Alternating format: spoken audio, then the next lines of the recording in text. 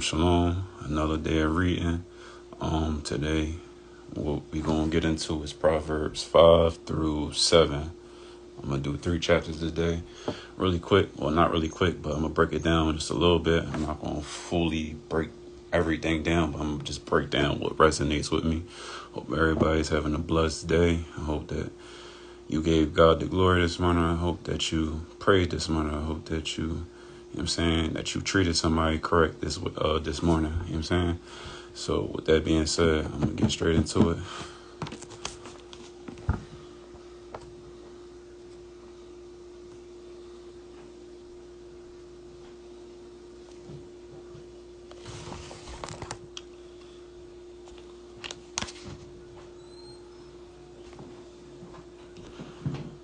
All right, we're on chapter Proverbs 5.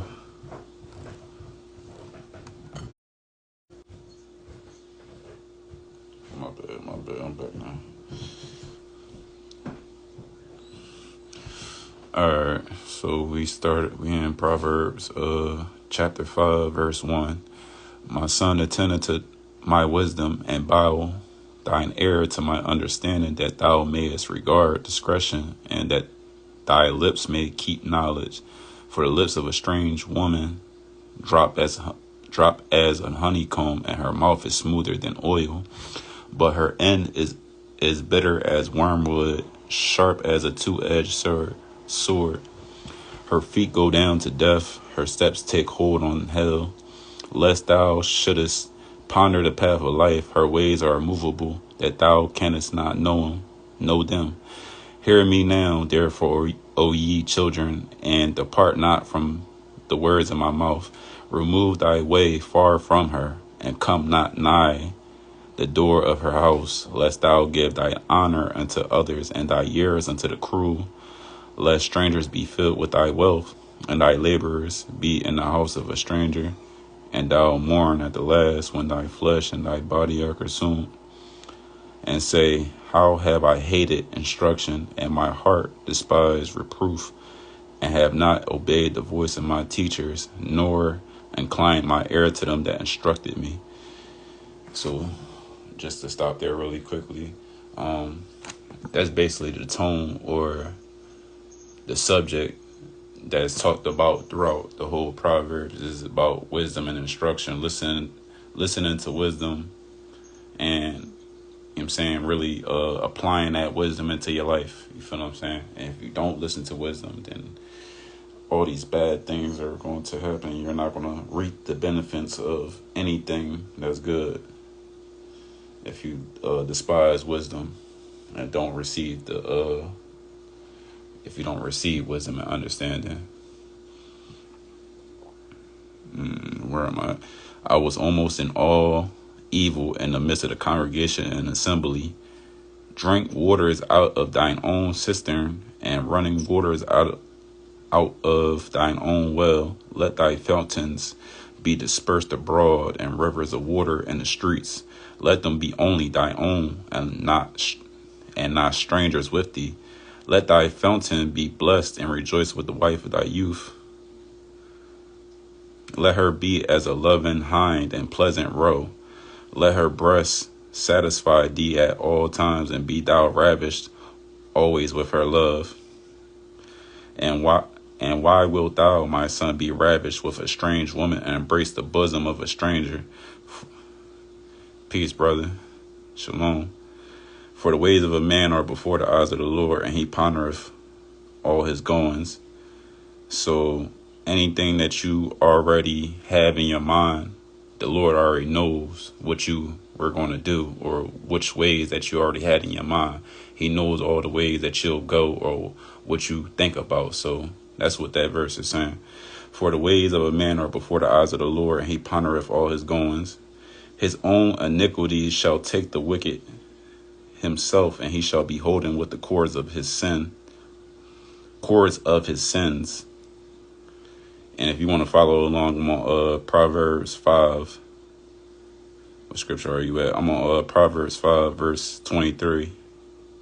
I'll give you a second to get there, if y'all want to follow along. I'm only going to be doing 3 chapters, so really be taking long. I don't like making these lives super long. So I'm going to just get in and get out. Hopefully it resonates with people. All right, I'm on Proverbs 5, chapter 5, verse 23. He shall die without instruction, and in the greatness of his folly he shall go astray. 21 through 21 is very deep. I'm gonna reread that. For the ways of a man are before the eyes of the Lord, and he pondereth all his goings. His own iniquities shall take the wicked himself, and he shall be holden with the cords of his sins. He shall die without instruction, and in the greatness of his folly he shall go astray. So basically saying that, like, if you continue to want your own way, and you know that the way that you're going, let me rephrase that. If you know that the way that you are going is wicked, then you will continue to go through the folly, and you continue to go astray and not receive instruction from the Most High God. So that's basically what that verse is saying. All right, that was chapter 5. Now we on to chapter 6, verse 1. My son, if thou be surety for thy friend, if thou hast stricken thy hand with a stranger, thou art snared with the words of thy mouth. Thou art taken with the words of thy mouth. Do this now, my son, and deliver thyself when thou art come into the hand of thy friend, and go humble thyself and make sure thy friend. Give not sleep to thine eyes, nor slumber to thine eyelids. Deliver thyself as a roe from the hand of the hunter, and as a bird from the hand of the fowler. Go to the ant, thou sluggard, consider her ways and be wise.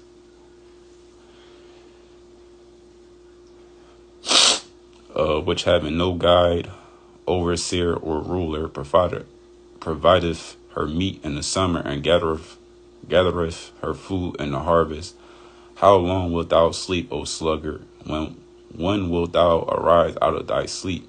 Yet a little sleep and a little slumber, a little folding of the hands to sleep. So shall thy poverty come as one that travaileth, and thy want as an armed man. Let me reread that again. So shall thy poverty come as one that travaileth, and thy want as an armed man. A naughty person, a wicked man, walketh with a froward mouth. So really quickly, basically that was going to, like, you reap what you sow. If you put in the work, you're going to get what you put in. But if you're lazy and you're not doing nothing, you feel what I'm saying, then poverty is surely going to come into your life because you're not doing anything. You're just being lazy. So that's what that was talking about. A naughty person, a wicked man, walketh with a froward mouth. He winketh with his eyes, and speaketh with his feet. He teacheth with his fingers. Frowardness is in his heart. He deviseth mischief continually. He soweth discord. Therefore shall his calamity come suddenly. Suddenly shall he be broken without remedy. So basically, it's, like I said, whatever you put into the world, or whatever you put into life, you're going to get that back out. So that's what that was saying. He's saying an evil man is going to sow discord. He got frowardness in his heart. He devises mischief continually in his heart. So all he going to reap from that is evilness, wickedness. He's never going to reap righteousness or anything good because he keeps doing wickedness. So like I said, you reap what you sow. These 6 things doeth the Lord hate, yea, 7 are an abomination unto him: a proud look, a lying tongue, and hands that shed innocent blood, and heart that deviseth wicked imaginations, feet that be swift and run into mischief, a false witness that speaketh lies, and he that soweth discord among the brethren. So like I just said to you about the wicked man, these are the things that the wicked will do. Like, these are their traits. These are the things that distinguish the wicked from the righteous. So that's just giving you a quick description of what to look for if you're trying to understand if somebody is wicked in nature or if they're righteous in nature. I'm on Proverbs 6, chapter 6, verse 20 now. My son, keep thy father's commandment, and forsake not the law of thy mother. Bind them continually upon thine heart, and tie them about thy neck. When thou goest, it shall lead thee. When thou sleepest, it shall keep thee. And when thou awakest, it shall talk with thee. For the commandment is a lamp, and the law is a light. And the law is light, and reproofs of instruction are the way of life. To keep thee from the evil woman, from the flattery of the tongue of a strange woman. Lust not after her beauty in thine heart, neither let her take thee with her eyelids. So let's quickly break that down. To keep thee from the evil woman, from the flattery of the tongue of a strange woman. So a evil woman or a wicked woman, she's going to use her looks. She's going to use her lust, her appeal to get you to do the wrong things. That's what that's talking about. To keep thee from the evil woman, from the flattery of the tongue of a strange woman. Lust not after her beauty in thine heart, neither let her take thee with her eyelids. For by means of a whorish woman, a man is brought to a piece of bread. So basically, a whore can break a strong, righteous man. Or let me not say righteous man. A whorish woman could break down a man, period. Especially if he's not grounded, he's not rooted in the spirit, he's going to fall every single time. That's just what it is. She's using her charm because I want to go into that, but I'm going to just say this. The eyes are very powerful. What you perceive from your eyes is very powerful. You can either be lusting at something that appeals to you, or you can really admire something the right way. But the eyes are very powerful. They see things, and they can either be used for good or they can be used for bad. Like I said, the badness would be like lusting after women and just seeing them for their appeal. You don't see them for their spirit. So that would be the bad way. The good thing that you can get from seeing with your eyes is seeing people for who they truly are. Seeing their spirit, not just their outside appearance, but you can see the righteousness within them, the light within them. You can always tell. Just give it some time.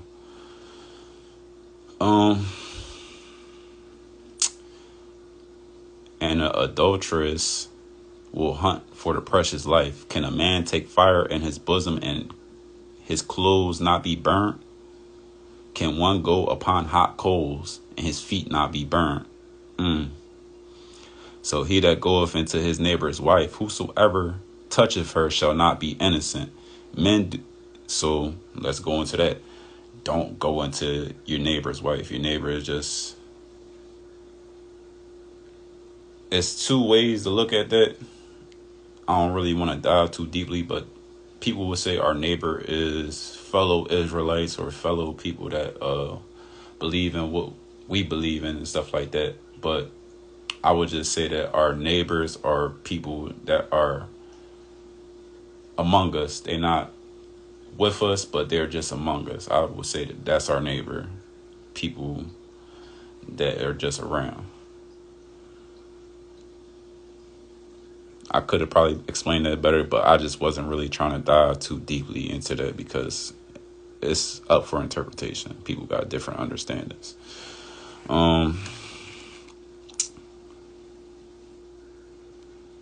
Men do not despise a thief if he steal to satisfy his soul when he is hungry. But if he be found, he shall restore sevenfold. He shall give all the substance of his house. But whosoever committeth adultery with a woman lacketh understanding. So basically saying, if you commit adultery with a woman, basically saying that if you already have a woman or a wife or a spouse, whatever the case may be is, and you commit adultery with another woman that's not your wife or the partner that you got, then you lack understanding. Because if you had understanding, you would not do that. You would know that that would kill your soul, and in turn, that's not good for you. So you wouldn't do it because it's not good for you. He that doeth it destroyeth his own soul, like I just said. A wound and dishonor shall he get, and his reproach shall not be wiped away. For jealousy is the rage of a man, therefore he will not spare in the day of vengeance. He will not regard any ransom, neither will he rest content, though thou givest many gifts. So it don't matter how many gifts or how many things. Let me rephrase that. It don't matter how many gifts or how many good things that you give people to like bribe them. It don't matter, because it's all seen by the Most High God, and He repays everybody accordingly. You can't what's the word I'm looking for?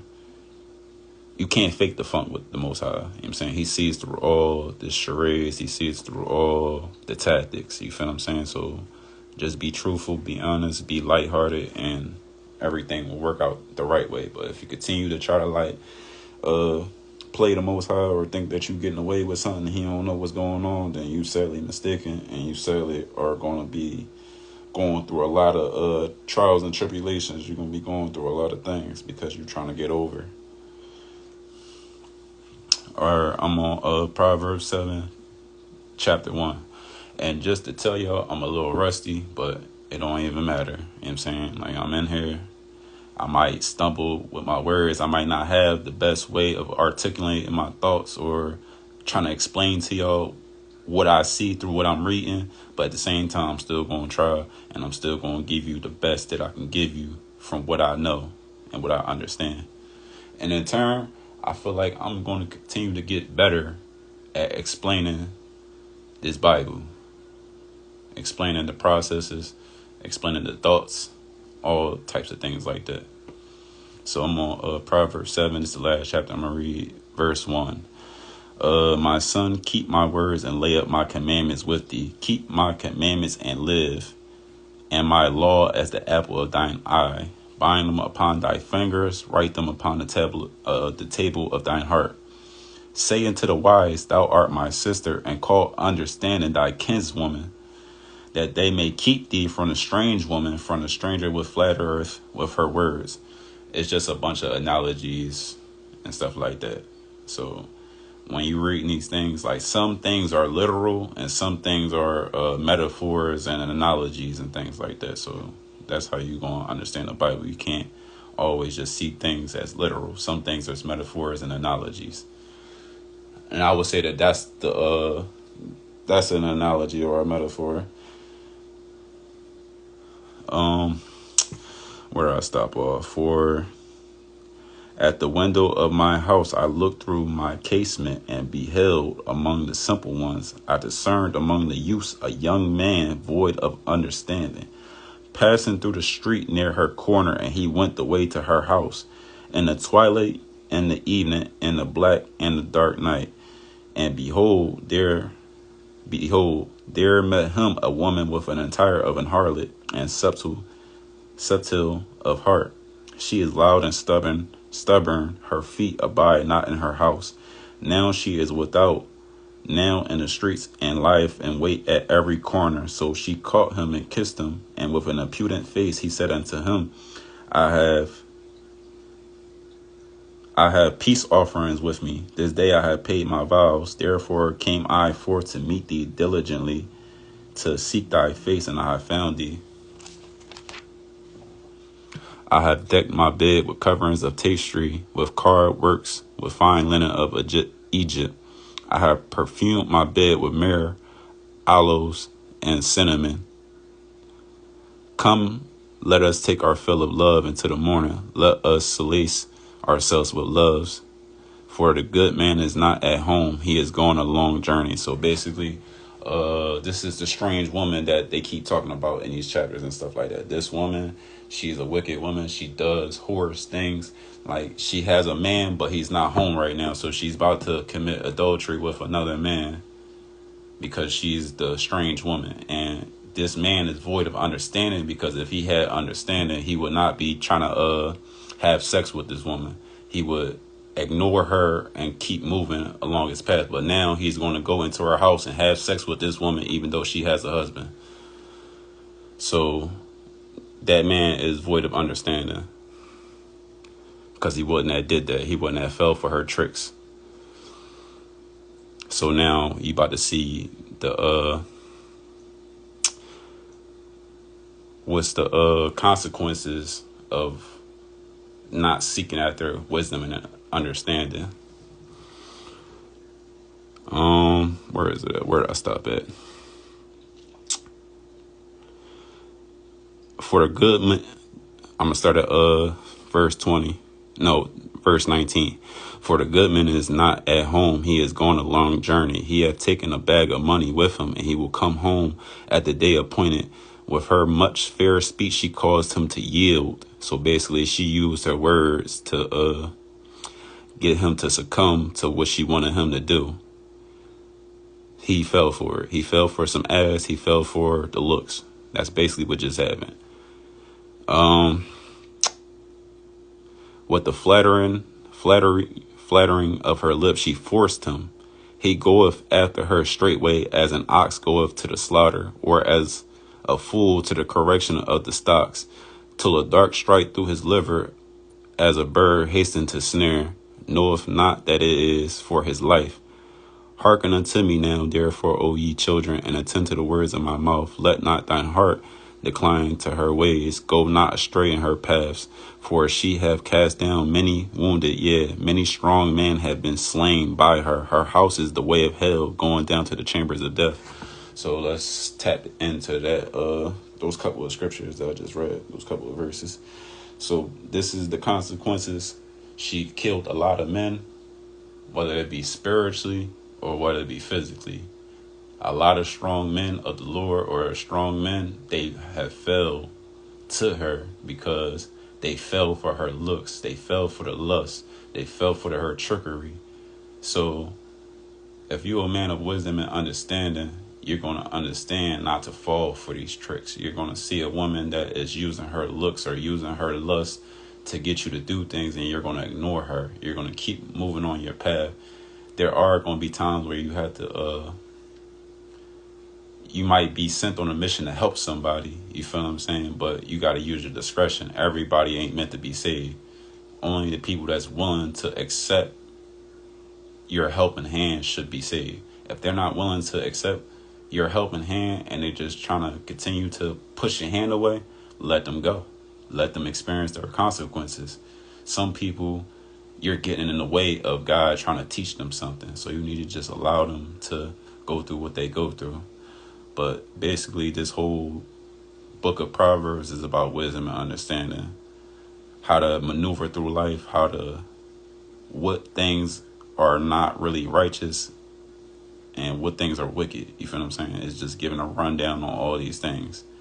So with that being said, I'm going to stop at 8 and I'm going to come tomorrow and do 8 through 11. So anybody who listened, I appreciate you. I hope it resonated with you. I hope that you got something from what we've been reading. I hope you take these scriptures, take this knowledge this newfound knowledge that you got from me reading these scriptures, and that you ponder on them and that you really think about what I said. If not, that's fine too. As long as I could do my part, that's all that matters. You know what I'm saying? It's not about forcing people to listen to me or to give me a chance. Those who have ears to hear, they gonna listen, and those who don't, they gonna do what they do. Let the blind lead the blind. With that being said, hope everybody have a great day. I'm about to get off this joint. Shalom, shalom. And last thing I will leave y'all off with, try to do something good today. Try to help somebody that needs help. You feel what I'm saying? That's one thing I'm going to leave y'all with. Help somebody today. Show somebody the light today. That's what I will ask of y'all. So, shalom, shalom. Take care.